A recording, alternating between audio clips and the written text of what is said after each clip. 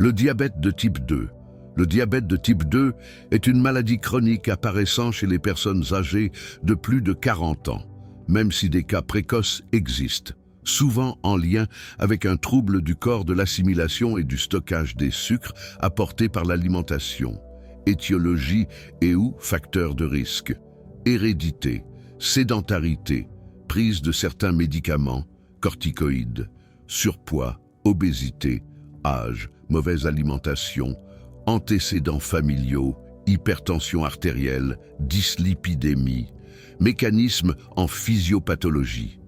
L'insuline ne joue plus son rôle de régulateur du taux de sucre dans le sang, ce qui finit par épuiser le pancréas.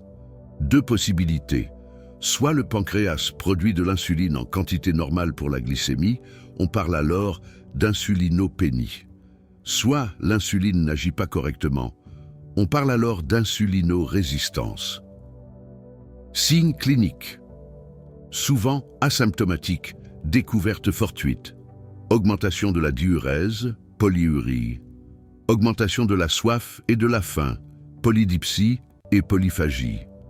Fatigue. Cicatrisation plus lente. Sensibilité accrue aux infections, urinaires, mycoses. Abolition rotulienne, diminution ou disparition du réflexe rotulien.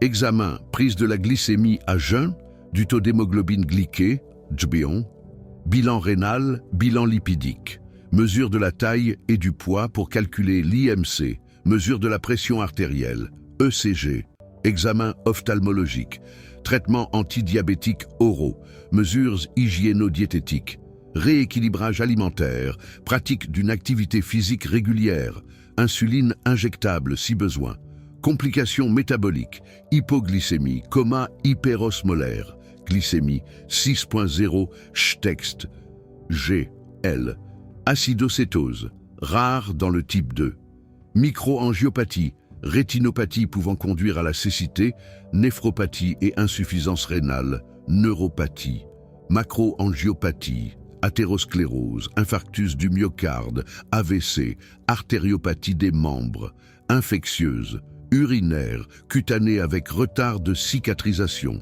Rôle infirmier, administrer le traitement selon prescription médicale et surveiller son efficacité et son innocuité. Réaliser les actes de surveillance. Apprendre aux patients à repérer les signes de la maladie, hypoglycémie, hyperglycémie, et à surveiller l'apparence et l'état des pieds. L'encourager à participer à des ateliers d'éducation thérapeutique du patient, notamment sur les mesures hygiéno-diététiques, perte de poids et rééquilibrage alimentaire.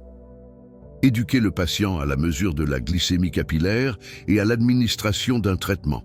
Informer le patient de l'importance de pratiquer une activité physique régulière et des autosoins. L'accompagner en suivi médical, bilan sanguin régulier, HbA1c notamment, et en consultation chez le néphrologue, cardiologue et ophtalmologue.